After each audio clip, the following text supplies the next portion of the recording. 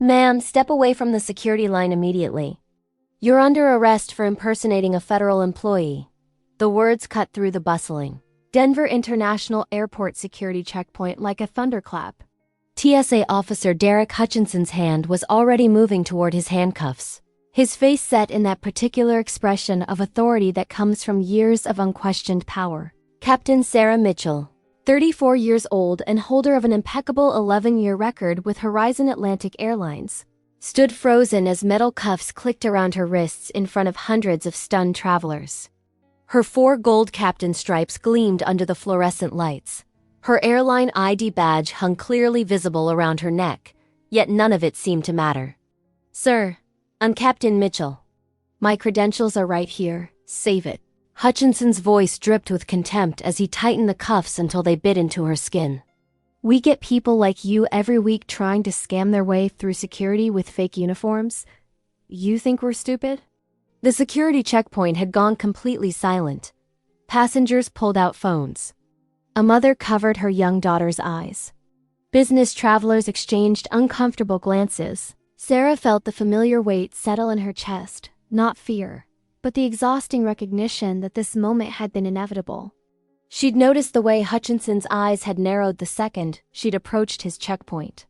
She'd seen him whisper something to his colleague, a younger officer named Brooks, who now stood watching with visible discomfort. She'd felt the shift in energy that always preceded these confrontations, the invisible wall that went over her existence challenged someone's narrow expectations. Sarah Mitchell had earned every stripe on her shoulders the hard way.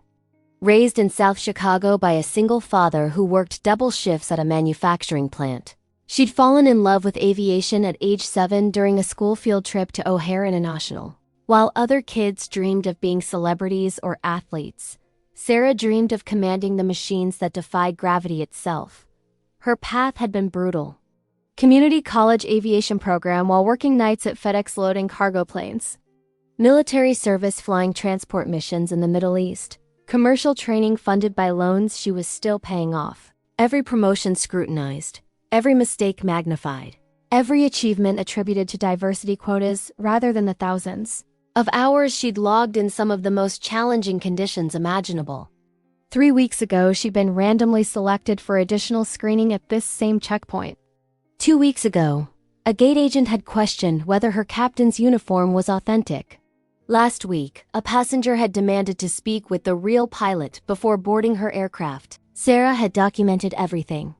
Screenshots of incident reports, witness statements from crew members, recordings from her aviation watch that captured audio of discriminatory comments.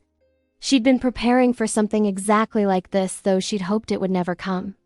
"Officer Hutchinson," Sarah said quietly, her voice carrying the practiced calm of someone trained to handle emergencies at 40,000 feet. "I need you to verify my credentials before this goes any further. My employee number is—" I said, "Save it." Hutchinson yanked her toward a private screening room, the handcuffs cutting deeper into her wrists. "Brooks, call airport police. Tell them we've got an impersonator in custody. Probably part of some terrorist reconnaissance operation." The accusation sent a ripple of genuine fear through the crowd. Several passengers backed away. A security announcement crackled overhead about elevated threat levels. Sarah felt the situation spiraling into dangerous territory, but something in her remained eerily composed. What Officer Derek Hutchinson didn't know what he couldn't possibly know because his arrogance had blinded him to basic procedure was that Captain Sarah Mitchell wasn't just any pilot. She was Horizon Atlantic's chief pilot for the entire Western region, responsible for oversight of 847 pilots across 12 major airports. Her direct supervisor was the airline's VP of Flight Operations, who happened to be waiting for her call about a critical safety briefing scheduled to start in exactly 8 minutes. More importantly, Sarah's older brother, James Mitchell, was a civil rights attorney who'd been documenting TSA discrimination cases for 5 years. Her phone, currently being confiscated by Brooks along with her bags, had been recording audio since the moment Hutchinson's tone had shifted from professional to predatory. As Hutchinson shoved her into the private screening room, Sarah caught a glimpse of her reflection in the one-way mirror. Her jaw was set, her eyes clear, her posture still radiating the authority that came from commanding multi-millionaire aircraft and being responsible for hundreds of lives at a time. Officer Hutchinson saw a black woman he decided was a criminal. Sarah saw someone who'd just made the biggest mistake of his career. "You have the right to remain silent," Hutchinson began, his voice thick with satisfaction as he prepared to read her Miranda rights for a crime she hadn't committed. Outside the screening room, airport police were arriving. Inside, Sarah's mind was already calculating the next 10 minutes with the precision that made her exceptional at her job. Her crew for Flight 2847 to Seattle would be wondering where their captain was. Her supervisor would be calling. Airport operations would be notified. The clock on the wall read 2:47 p.m. By 2:57, everything would change. If this story of injustice and the power of standing firm in your truth resonates with you, make sure you're subscribed to see exactly how one officer's prejudice triggered a chain of events that would shut down one of America's busiest airports. Airport Police Officer Marcus Webb arrived at the screening room with his partner, a rookie named Chen, both responding to what their dispatcher had called a Code 7 federal impersonation in progress. Webb's expression shifted the moment he saw Sarah in handcuffs, her captain's uniform crisp and professional, her airline ID still hanging around her neck. He'd been working Denver International for 9 years. He knew what real crew members looked like. "This didn't add up. Hutchinson, what have we got here?" Webb asked carefully. "Caught her trying to bypass security with fake pilot credentials," Hutchinson replied, standing with his arms crossed, blocking Sarah from Webb's full view. "Uniforms probably ordered online. ID badge looks photoshopped. She got aggressive when I questioned her, so I secured her before she could become a threat." Sarah's jaw tightened at the blatant lie, but she kept her voice level. "Officer Webb, I haven't been aggressive. I've repeatedly asked Officer Hutchinson to verify my credentials through proper channels. My employee number is HZN47283. You can confirm my identity through Horizon Atlantic's crew scheduling in under 2 minutes. See?" Hutchinson gestured dismissively. "She's got the whole script memorized. These scammers are getting sophisticated." Webb pulled out his radio, but Hutchinson stepped forward quickly. "Come on, Marcus. You're really going to waste time calling the airline? Look at her. Does she look like someone who commands commercial aircraft?" The words hung in the air like poison gas. Chun, the rookie, shifted uncomfortably. Webb's eyes narrowed slightly, recognizing what was happening but caught between backing a fellow officer and doing his job correctly. "Standard procedure is to verify credentials when there's a dispute," Webb said slowly. "There's no dispute. She's an impersonator, and I'm filing federal charges." Hutchinson pulled out his phone. "I'm documenting this for my incident report. Smile for the camera, sweetheart." Sarah turned her face away as he photographed her in handcuffs, the humiliation burning hot in her chest. Through the one-way glass, she could see the growing crowd of passengers watching the drama unfold. Phones were recording. Social media posts were being made in real time. Her professional reputation was being destroyed publicly, and she was powerless to stop it. Her phone buzzed repeatedly in the evidence bag Brooks had sealed. Sarah knew exactly who was calling. First Officer Jennifer Hayes, her co-pilot for the Seattle flight, would be at the aircraft wondering where her captain was. Flight 2847 was scheduled to push back at 3:15 p.m. Without Sarah, the flight would be delayed. Passengers would be angry, and the airline would lose thousands of dollars. "My crew is waiting for me," Sarah said quietly. "Flight 2847 to Seattle departs in 28 minutes. If you verify my credentials now, we can resolve this before it becomes a major operational disruption." Hutchinson laughed, the sound cruel and dismissive. "Your crew. You're committed to this fantasy, aren't you? What's the plan here? Get through security, hang around the gate areas, maybe scam some free drinks in the crew lounge, or were you planning something worse?" The terrorist insinuation made Chun visibly uncomfortable. "Sir, maybe we should just run the verification. Brooks, escort Officer Chen back to his patrol," Hutchinson snapped. "This is a TSA matter. We don't need airport police second-guessing our security protocols." But Webb wasn't moving. He'd pulled out his phone and was typing something. Captain Sarah Mitchell, Horizon Atlantic Airlines. He read aloud from his screen. Featured in Aviation Weekly last year for safely landing a damaged aircraft during severe weather over the Rockies. Saved 243 passengers when hydraulic systems failed. Received FAA commendation for exceptional airmanship. The screening room went silent except for the hum of ventilation. Hutchinson's face flushed red. Anyone can create a fake Wikipedia page, Marcus. That doesn't prove. It's not Wikipedia. It's the FAA's public database of commendations. Webb turned his phone to show the official government website. There's a photo. It's her. Sarah felt a flicker of hope, but Hutchinson wasn't done. Photoshopped, he insisted, his voice rising. These people are sophisticated. They create entire fake histories online to support their scams. I'm telling you, I've seen this before. She's probably part of a larger criminal network testing our security response times. These people? Webb repeated quietly, the implication clear. Hutchinson realized his mistake but doubled down instead of backing off. You know what I mean. Professional scammers who exploit our diversity sensitivities to avoid proper scrutiny. We let one through because we're afraid of being called racist, and next thing you know, we've got a real security breach. Outside the screening room, the crowd had grown to over 60 people. Several passengers were demanding to know what was happening. A man in a business suit was arguing with a TSA supervisor that he'd flown with Captain Mitchell before and could vouch for her identity. A woman with her teenage daughter was recording everything on her phone, providing live commentary about what she was witnessing. Sarah's mind drifted briefly to another time, another airport. She'd been 26, newly promoted to first officer, standing in a crew lounge when a senior captain had walked in, looked directly at her, and said to his colleagues, when did they start letting affirmative action cases fly the line? She'd filed a complaint. Nothing had happened. The captain had retired with full honors 2 years later. That experience had taught her something crucial. Documentation was everything. Witnesses were everything. Public accountability was everything. That's why Sarah had started recording every interaction where she felt discriminated against. That's why her phone had been set to auto-upload audio to her brother's secure server. That's why she'd trained herself to remain calm and articulate even when being degraded.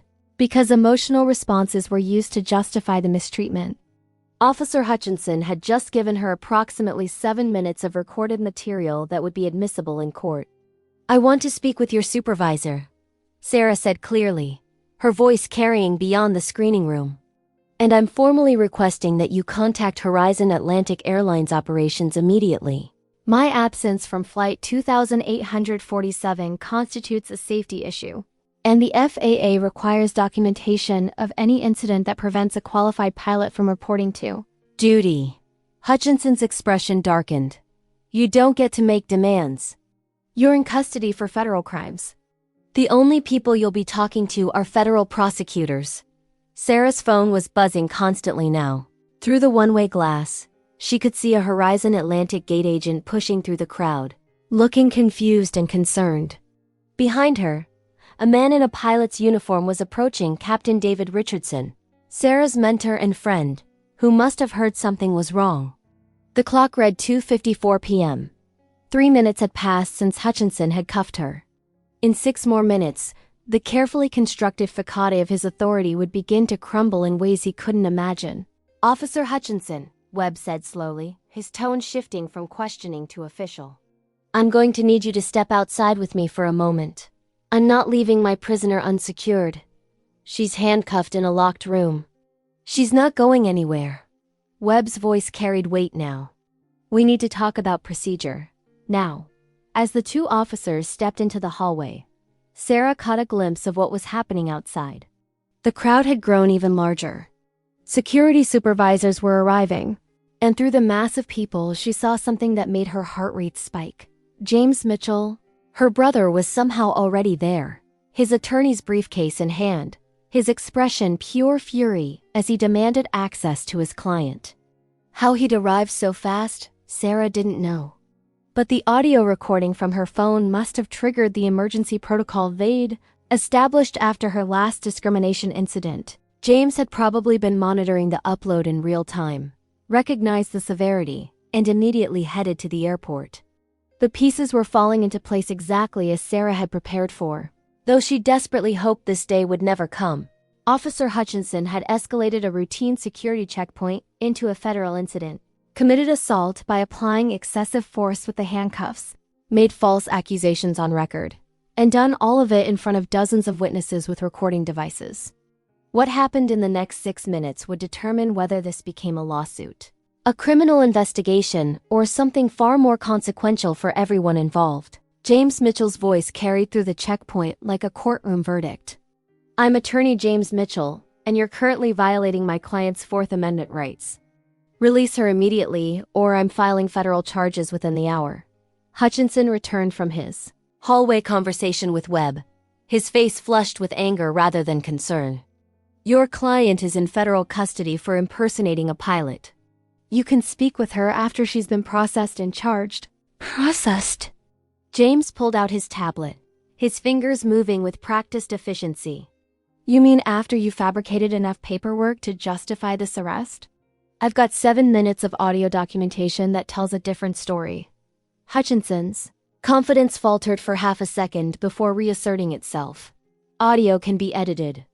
And even if it's real, it doesn't change the fact that she failed to provide satisfactory proof of identity. She provided her airline ID, her FAA license, and her employee credentials, James countered. "What exactly would satisfy you? A DNA test? Presidential authorization?" Webb stepped forward, clearly uncomfortable with how this was unfolding. "Hutchinson, I've confirmed her identity through 3 separate databases. Captain Mitchell is exactly who she says she is. We need to release her and file an incident report about the mistake." "It's not a mistake." Hutchinson's voice rose to a level that made several TSA agents in the hallway turn and stare. "I know what I saw. This woman was acting suspicious, avoiding eye contact, showing signs of deception. I maintained direct eye contact and answered every question you asked." Sarah interrupted, her voice cutting through his excuses with surgical precision. "You decided I was guilty the moment you saw me, and you've been working backward to justify that conclusion ever since." Through the one-way glass, Captain David Richardson had pushed his way to the front of the crowd. At 58, with silver hair and 32 years of flying experience, he commanded automatic respect in aviation circles. He knocked sharply on the screening room door. Brooks, the younger TSA officer who'd been growing increasingly uncomfortable throughout the ordeal, opened it. "Sir, this is a restricted. I'm Captain David Richardson, Chief Training Officer for Horizon Atlantic Airlines," Richardson announced, his voice booming with authority that made Hutchinson look like a pretender. "The woman you have in handcuffs is not only a captain with this airline. She's my direct report and one of the finest pilots I've trained in 3 decades of aviation." Hutchinson's jaw clenched. "With all due respect, sir, anyone can claim to know her. That doesn't— Are you questioning my credentials now, too?" Richardson stepped fully into the room, his presence dominating the space. "Should I prove I'm a real pilot? Maybe you'd like to handcuff me as well and see how that works out for you?" The crowd outside had swelled to over 100 people. Flights were being delayed as passengers stopped to watch the confrontation. Gate agents were fielding angry questions. Airport operations supervisors were conferring in urgent huddles. Sarah's phone continued buzzing in the evidence bag. She knew the calls were escalating up the chain of command. First Officer Hayes would have notified crew scheduling that the captain hadn't arrived. Crew scheduling would have called Sarah's supervisor. The supervisor would have contacted the VP of Flight Operations. And right about now, someone at executive level would be making calls to airport security, demanding to know why their chief pilot for the Western region was being detained. Webb pulled Hutchinson aside again, this time with more force. "Derek, this is spiraling out of control. We've got confirmation from multiple sources. We've got her mentor vouching for her. We've got an attorney threatening federal lawsuits, and we've got about 100 witnesses recording everything. We need to de-escalate immediately." "I'm not backing down because some lawyer shows up making threats," Hutchinson hissed. "If we release everyone who cries discrimination, we might as well not have security at all. Nobody's crying discrimination except you by treating her differently than you'd treat anyone else presenting the same credentials. Webb shot back, his patience clearly exhausted. Inside the screening room, Sarah's wrists were throbbing from the too tight handcuffs. Her shoulders ached from having her arms restrained behind her back for nearly 8 minutes. But her mind remained crystal clear, tracking every detail, every witness, every statement that would matter later. James was now conferring quietly with Richardson, both men occasionally glancing at Sarah with expressions that mixed concern with barely suppressed rage. Sarah gave them a slight nod, a signal they'd established years ago that meant, "I'm okay. Let this play out." Because Sarah had learned something crucial during her years facing discrimination in aviation. Sometimes you had to let people reveal exactly who they were before you could hold them accountable. Stopping Hutchinson now would result in a wrist slap, maybe a reprimand, maybe nothing at all. But letting him dig deeper, letting him commit to his position publicly and on record, would create consequences he couldn't escape. The clock hit 2:56 p.m. Sarah's supervisor, Director of Flight Operations Patricia Gonzalez, was now pushing through the crowd with 2 airport police supervisors flanking her. Patricia's expression could have frozen nitrogen. She'd been Sarah's biggest advocate during her promotion to chief pilot, and seeing her star employee handcuffed like a criminal had clearly triggered something volcanic. What in God's name is happening here? Patricia demanded, her voice carrying the weight of someone who controlled hundreds of millions of dollars in daily flight operations. Why is my chief pilot in restraints? Hutchinson turned, already opening his mouth to repeat his justifications, but Patricia cut him off with a gesture that could have stopped a charging bull. "I don't want to hear from you. I want to hear from whoever's in charge of this catastrophe, and I want to hear it now." Webb stepped forward. "Ma'am, I'm Officer Webb with Airport Police. There's been a misunderstanding regarding credential verification that we're working to resolve." "A misunderstanding?" Patricia's laugh was sharp enough to cut glass. "A misunderstanding is grabbing the wrong bag at baggage claim. This is false arrest, civil rights violation, and assault. Captain Mitchell has injuries from those handcuffs that I can see from here, and you're calling it a misunderstanding?" For the first time, genuine fear flickered across Hutchinson's face. This wasn't a lone pilot he could intimidate. This wasn't even a lawyer he could stonewall. This was airline management, the kind of institutional power that could end careers with a single phone call. "Ma'am, I followed proper protocol for suspicious behavior," he began. "Suspicious behavior?" Patricia's voice rose. What was suspicious? Her uniform? Her credentials? Or was it something else about her appearance that triggered your protocol? The accusation hung in the air, impossible to ignore, witnessed by dozens of people and captured on multiple recording devices. Richardson stepped forward, positioning himself between Patricia and Hutchinson like a buffer before things escalated further. "Patricia, let's focus on getting Sarah released and medically examined. We can address accountability after we've ensured she's safe." Sarah met Richardson's eyes and saw the same calculation she'd been making. Build the case. Document everything. Let the system reveal its failures completely before demanding justice. Her phone buzzed again in the evidence bag, this time with an intensity that suggested multiple simultaneous calls. The vice president of flight operations would be getting involved now. Perhaps even the airline's CEO. Flight 2847 was officially delayed. Passengers were complaining, and the incident was likely already spreading across social media. James pulled out his phone, typing rapidly. "I'm filing an emergency motion for immediate release and medical attention. I'm also notifying the ACLU, the NAACP, and every civil rights organization in my contacts about this detention. Whatever happens in the next 60 seconds will determine whether this becomes a local incident or a national scandal." Hutchinson's face had gone from red to pale. He was finally beginning to understand that he'd miscalculated catastrophically. But pride and fear mixed in dangerous ways, and instead of backing down, he made one final fatal decision. "I'm not releasing her until federal prosecutors review this case," he declared, his voice shaking slightly but his stance firm. "If you want her free, get a court order." The words sealed his fate in ways he couldn't comprehend. Because at exactly that moment, 2:57 p.m., Sarah's direct supervisor and corporate leadership regional vice president Thomas Brennan arrived at the checkpoint with the airport's chief of security. Behind them, looking grim and determined, was someone even Hutchinson recognized. Senator Patricia Hayes, who served on the Senate Commerce Committee overseeing aviation and happened to be Sarah's godmother. The 10 minutes were up, and everything was about to change in ways that would ground every flight in the airport and put Officer Derek Hutchinson's face on national news. Senator Patricia Hayes didn't raise her voice. She didn't need to.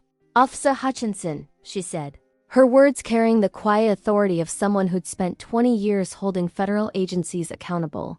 "You have exactly 30 seconds to remove those restraints from my goddaughter before I personally ensure that your career, your pension, and your freedom are discussed in a Senate subcommittee hearing broadcast on C-SPAN." The color drained from Hutchinson's face so quickly he looked like he might faint. Thomas Brennan, Horizon Atlantic's regional VP, stepped forward with his phone already recording.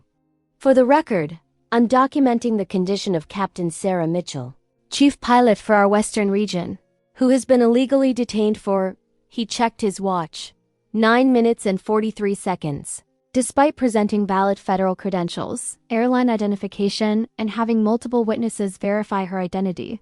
Airport Chief of Security Raymond Foster, a former Marine with zero tolerance for incompetence, addressed Webb directly.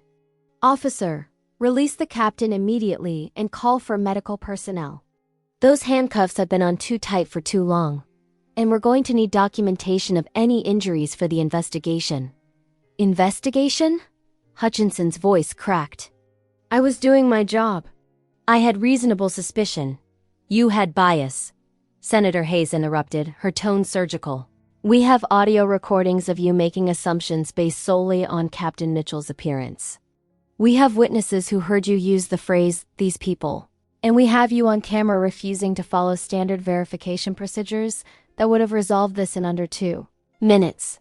Webb moved quickly, producing the handcuff key with shaking hands. "Ma'am, I'm going to remove these now." "I apologize for—" "Don't apologize to me," Sarah said quietly as the metal finally released from her wrists. "Apologize to every qualified professional you've ever subjected to additional scrutiny. Because they didn't look like your idea of what competence looks like." The handcuffs had cut deep enough to break skin. Angry red welts circled both wrists, already beginning to bruise. Patricia Gonzalez immediately photographed the injuries from multiple angles while James documented everything in his legal notes. "Jesus Christ!" Richardson muttered, seeing the damage. "Derek, what the hell were you thinking?" But Hutchinson was backing toward the wall now, his face a mixture of defiance and dawning horror as he realized the magnitude of what he'd done. She was acting suspicious. "I followed my training." "Your training," Thomas Brennan cut him off, his voice like iron, "does not include ignoring valid federal credentials, refusing to follow verification protocols, or applying restraints with excessive force. Your training also doesn't include making racial assumptions about who can and cannot be a commercial pilot." The airport medical team arrived, immediately attending to Sarah's wrists while Patricia supervised every step of the examination and documentation. The paramedic, a woman named Rodriguez, worked carefully while shaking her head. "These are deep," Rodriguez said quietly to Sarah. "You're going to need antibiotics and monitoring for nerve damage. How long were they on this tight?" "Almost 10 minutes, Sarah replied, her voice steady despite the throbbing pain. 10 minutes? Rodriguez's expression hardened. "That's beyond excessive. This is going in my report as potential assault." Outside the screening room, the crowd had grown to over 200 people. Flights were backing up. The security checkpoint had essentially shut down as TSA agents stood frozen, unsure whether to continue processing passengers or wait for direction from supervisors who were all focused on the unfolding crisis. Senator Hayes pulled out her phone. "I'm calling the TSA administrator directly. This incident represents a systemic failure that requires immediate federal oversight." "Senator, please," Hutchinson began, but Foster cut him off with a gesture. "Officer Hutchinson, you're suspended effective immediately pending investigation." "Badge and credentials now." "You can't suspend me. I'm federal TSA, not airport security. I can't suspend you from TSA, but I can ban you from this airport facility until federal review is complete." Foster corrected. Which means you're escorted off property within the next 5 minutes. Your TSA supervisor is already en route to take your statement. The crowd outside had begun to chant. Sarah couldn't make out the words, but the rhythm was clear. They were demanding accountability. Several passengers were holding up their phones, broadcasting live to social media platforms where hashtags were already forming. Hashtag justice for Captain Mitchell. Hashtag flying while black. Hashtag TSA accountability. Sarah stood slowly, her wrists now bandaged but still painful. She met Hutchinson's eyes directly, and what she said next was loud enough to carry through the open door to the crowd beyond. Officer Hutchinson, you saw a black woman in a pilot's uniform, and your first assumption was criminal impersonation. Not once did you consider that I might be exactly who I claim to be. You didn't just fail at your job today, you revealed that your judgment is fundamentally compromised by prejudice. And that makes you a liability to every passenger who depends on security personnel to make decisions, based on evidence rather than stereotypes. The silence that followed was absolute. Then Thomas Brennan spoke, his voice carrying across the checkpoint with devastating clarity. Effective immediately, I'm grounding every Horizon Atlantic flight scheduled to depart Denver International until we receive a formal public apology broadcast through the airport PA system acknowledging this wrongful detention and committing to systemic reforms. The announcement hit like a bomb. Gate agents started receiving alerts on their devices. Pilots in cockpits preparing for departure heard the ground stop order. Passengers waiting at gates began protesting as their flights were suddenly delayed indefinitely. You can't ground flights over this, Hutchinson protested desperately. That's going to cost millions. Actually, I can, Brennan replied calmly. I'm authorized to halt operations for safety concerns, and I have significant safety concerns about an airport security apparatus that detains qualified crew members based on racial profiling. Until I receive assurances that my pilots and crew will be treated with basic dignity and respect, number Horizon Atlantic aircraft moves. Foster was already on his radio, coordinating with airport operations. Within seconds, the announcement began echoing through the terminal. Attention passengers booked on Horizon Atlantic flights. All departures are temporarily delayed due to a security incident requiring immediate resolution. We apologize for the inconvenience and will provide updates as they become available. The crowd's reaction was mixed.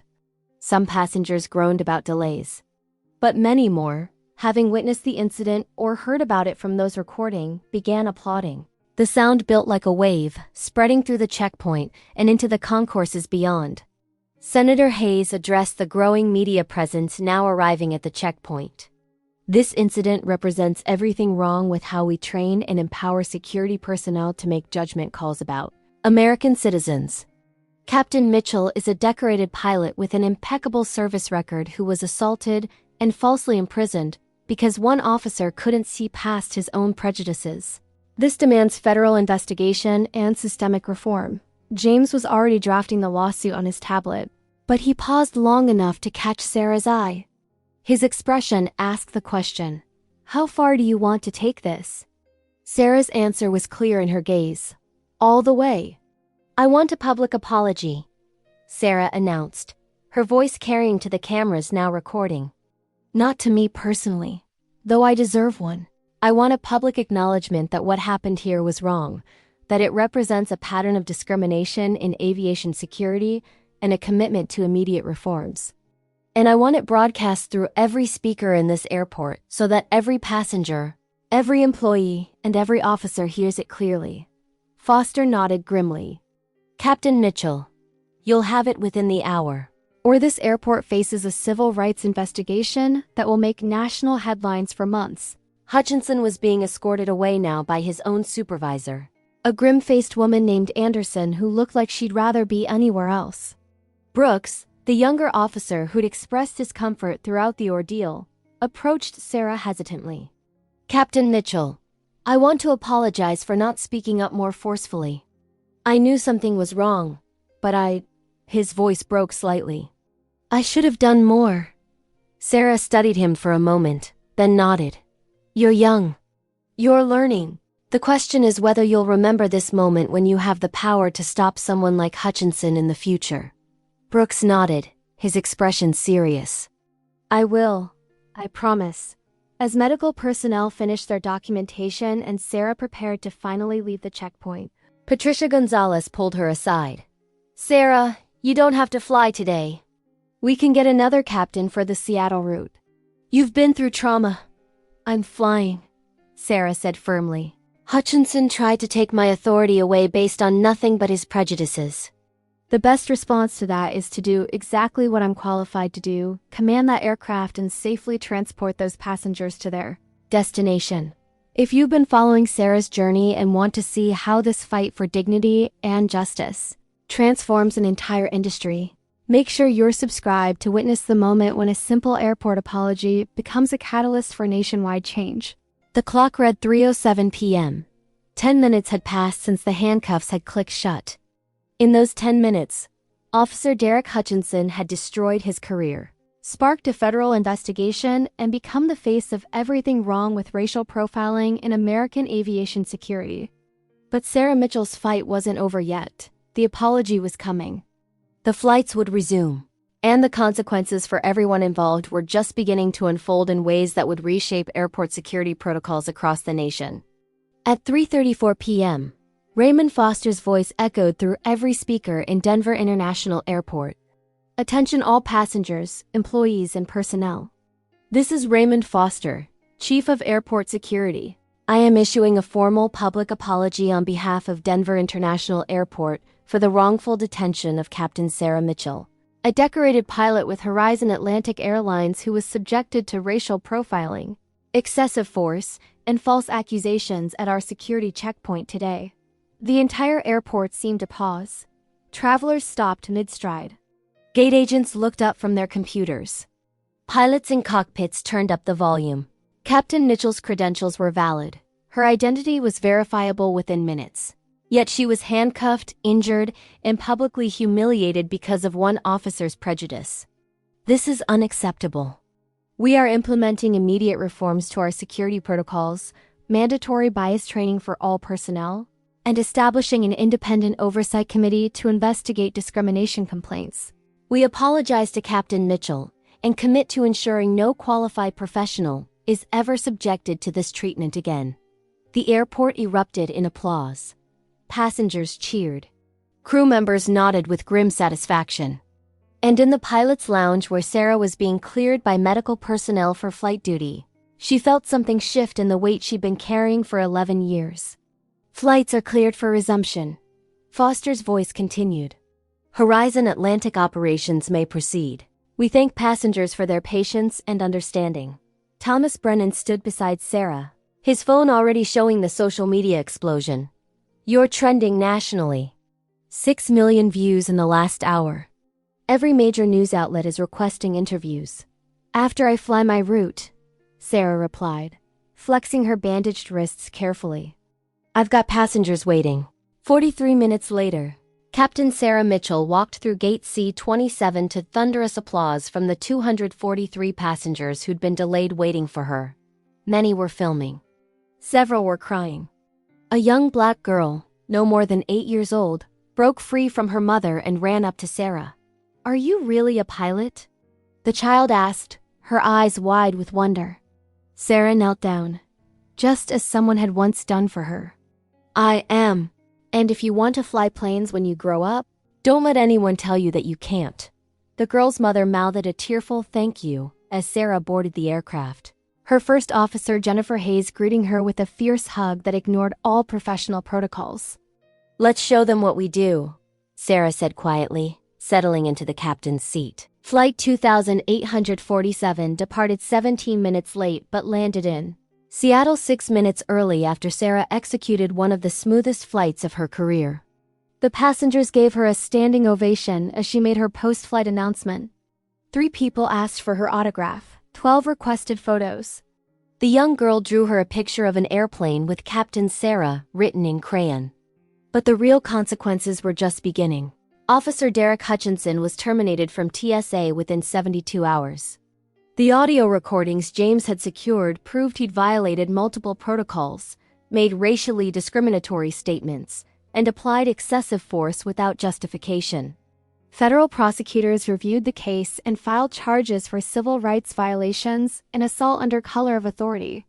His trial would become a landmark case in law enforcement accountability. Hutchinson's attempts to rehabilitate his image through apologetic media appearances backfired spectacularly when reporters played back his own words. These people, and his insistence that Sarah looked like a criminal, despite overwhelming evidence to the contrary. His name became synonymous with racial profiling in aviation. Employment opportunities dried up. His wife filed for separation after the negative publicity affected her own career in education. He was forced to relocate to a small town where his notoriety was less pronounced, working security at a shopping mall for a fraction of his former salary. Brooks, the younger officer who'd shown discomfort, requested transfer to training division where he became an advocate for bias awareness and proper protocol adherence. He would later testify in support of Sarah's civil rights lawsuit, his conscience unable to bear silent complicity. Officer Webb received commendation for attempting to de-escalate and verify credentials properly. He was promoted to training supervisor within 6 months, where he implemented the new protocols Sarah's case had necessitated. The lawsuit James filed on Sarah's behalf settled for $8.7 million, the largest civil rights settlement in TSA history. Sarah donated half to scholarship funds for minority students pursuing aviation careers. The other half funded the Mitchell Foundation for Equality in Aviation, which provided legal support for pilots and crew members facing discrimination. But money wasn't the victory Sarah cared about most. 3 weeks after the incident, the TSA administrator announced the Mitchell Protocol, a comprehensive reform package requiring officers to complete verification through official channels before detaining any crew member, mandatory bias training quarterly instead of annually, and body cameras for all security personnel at major airports. The protocol became federal regulation within 8 months. Horizon Atlantic promoted Sarah to vice president of flight operations, making her one of the youngest executives in the airline's history and the first Black woman to hold the position. Her first initiative was implementing crew advocacy programs ensuring pilots and attendants had immediate support when facing discrimination. Within 2 years, Sarah testified before Senator Hayes's Commerce Committee about systemic bias in aviation. Her testimony, calm and detailed and devastating in its documentation, led to federal legislation requiring annual diversity reporting from all major airlines and airports. The Aviation Equality Act, passed with bipartisan support, changing industry standards nationwide. The young girl from Flight 2847, Destiny Cooper, wrote Sarah letters monthly about her dream of becoming a pilot. Sarah responded to everyone. 8 years later, she would attend Destiny's graduation from flight school and pin her first officer wings personally. Captain David Richardson retired at 60, but not before recommending Sarah as his replacement as chief training officer. "She doesn't just teach flying," he told the board. "She teaches dignity under pressure, which is what every pilot needs most."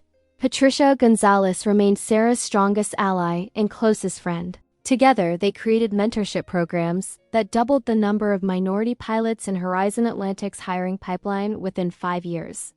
Senator Hayes included Sarah's story in her memoir about fighting institutional racism, crediting her goddaughter with showing the nation that true change required both personal courage and systemic accountability. The viral video of Sarah's detention and subsequent vindication accumulated over 40 million views. It became required viewing in law enforcement academies as an example of how bias compromises security and destroys lives. Business schools taught case studies about Thomas Brennan's decision to ground flights, analyzing when corporate leadership must take moral stands regardless of financial cost. Derek Hutchinson became a cautionary tale. Documentaries featured his case as the definitive example of how prejudice masked as intuition or experience destroys careers and violates civil rights. His name appeared in training manuals with the notation, "This is what not to do." 5 years after the incident, Sarah stood in that same Denver International Checkpoint, now renamed the Mitchell Security Checkpoint in her honor, and watched as diverse crews moved through with respect and efficiency. A young Black pilot approached the scanner, and the TSA officer smiled warmly. verified her credentials in 45 seconds, and wished her a safe flight. Sarah felt tears prick her eyes. This was the victory. Not the money or the promotions or the recognition, but the knowledge that other pilots wouldn't endure what she had. That young Destiny Cooper would command aircraft in a world slightly less hostile to her excellence. The airport PA system crackled with routine announcements. Passengers hurried past with rolling luggage. Families gathered at gates. And somewhere overhead, an aircraft climbed toward cruising altitude, commanded by a woman who'd never let anyone tell her she didn't belong in that cockpit. Sarah Mitchell had proven that authority doesn't come from appearance but from competence. That dignity can withstand any attack when built on genuine achievement. And that one person's refusal to accept injustice can transform an entire industry. Officer Hutchinson had seen a black woman in a pilot's uniform and assumed criminal. Sarah Mitchell had shown him, and the world, what excellence looks like when it refuses to be diminished by prejudice. The best response to discrimination isn't anger or bitterness. It's becoming so undeniably exceptional that your competence forces the system to change around you. It's standing firm in your dignity, even when handcuffed and humiliated. It's understanding that your fight isn't just for yourself, but for every person who'll come after you. Sarah had fought that fight, and she'd won in ways that would echo through aviation history for generations. What did you think of Sarah's incredible strength under pressure and the justice she ultimately achieved? Have you ever witnessed discrimination being defeated by dignity and institutional accountability? Share your thoughts in the comments below. We read every one, and your engagement helps us tell more stories like this. For more powerful narratives of justice prevailing and professionals overcoming bias through merit and determination, make sure you're subscribed to this channel. Hit that like button if this story moved you. Share it with someone who needs to see it. And remember, respect isn't given based on appearance, but earned through character and competence. Together, we can ensure stories like Sarah's continue to inspire change. Thank you for watching, and we'll see you in the next one.